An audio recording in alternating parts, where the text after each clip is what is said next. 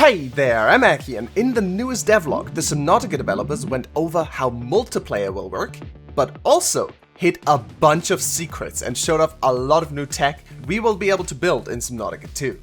So let's take a look at all of the new tech we'll get and use in Subnautica 2, and at the secrets they hid in the devlog. As far as I can tell, there are 3 new buildables we got to see in this devlog: the Biopod, the NOA terminal, and the Dive Elevator. The Dive Elevator was featured most prominently, and looks like it will be used like a more advanced air bladder. You can use it to quickly get back up to the surface from somewhere if you've set it up, but also to quickly go down. It might save you a lot of time traveling from location to location, especially if we have to travel between the same locations multiple times.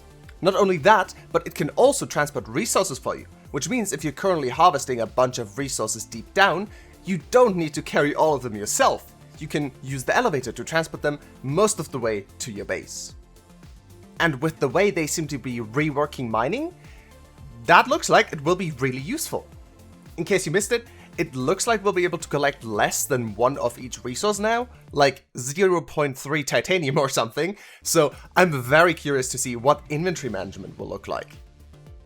And lastly, the dive elevator can also act as a sort of hub at the bottom, because it has oxygen dispensers near the handles for you to refill your oxygen tanks, meaning you can stay down there mining or exploring way longer. Next up, we got a sneak peek at the NOA terminal.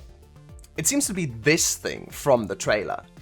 And apparently, NOA stands for Noetic Advisor. Now personally, I had to look up that word. Noetic means relating to mental activity or the intellect. Right.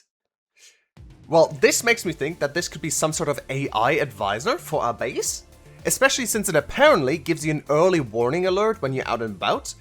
I don't know what about, but it gives you an alert. I also think it could be a potential quest system for multiplayer, or maybe a story device to lead you through the story and tell you where to go. Or maybe it's just all of the above. It could just be an upgrade and replacement of the PDA from the previous 2 games. But I'm not sure, so let me know what you think it could be. And the 3rd new buildable we got to see is the Biopod. At first, I thought it'd just be where we start into the game, like the life pod from Subnautica 1. But then again, we do get to see what I think is the starting capsule at the beginning of the devlog.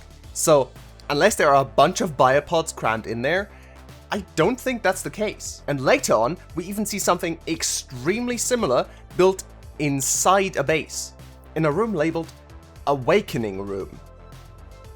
What? So, maybe this is used to get friends in multiplayer to start in your base? I mean, it could just be a replacement for a bed, but that seems like a lot of unnecessary effort. Now, let's take a look at the secrets they tried to hide from us.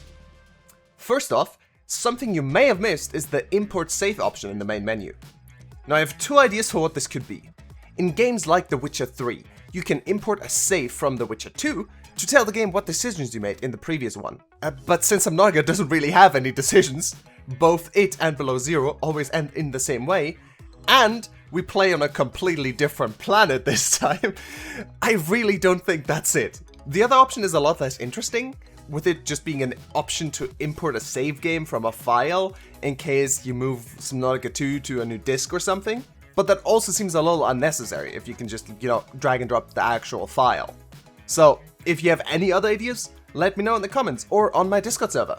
Link is in the description. Now, during the dive elevator segment, they also show this for a split second.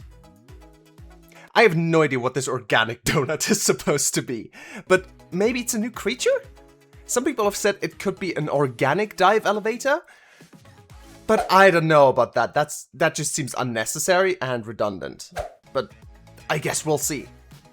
Another thing they only show for a split second is this coral reef extending way above the water. Maybe it's a kind of tree? Yeah, I have no idea.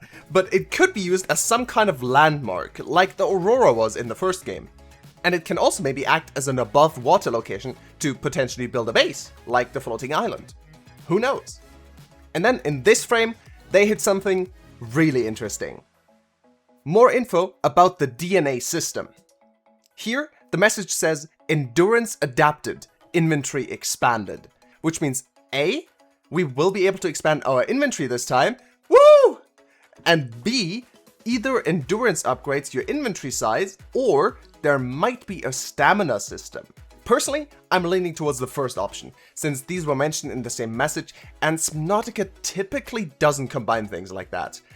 But I'm also very interested to see how an endurance/stamina system could work in Subnautica 2. And I think that was everything. I probably missed something again though, so if I did, please tell me, I want to know. And also let me know what you're most excited for here. For me, it's definitely the DNA system. That seems like it would be really cool. For the people that were worried about Call of the Void, yes, we are still actively working on it and making good progress. Don't worry. But for now, thank you very much for watching. If you enjoyed it, remember to leave a like and subscribe for more news and videos about Subnautica 2. And as always, I'll see you next time. Goodbye!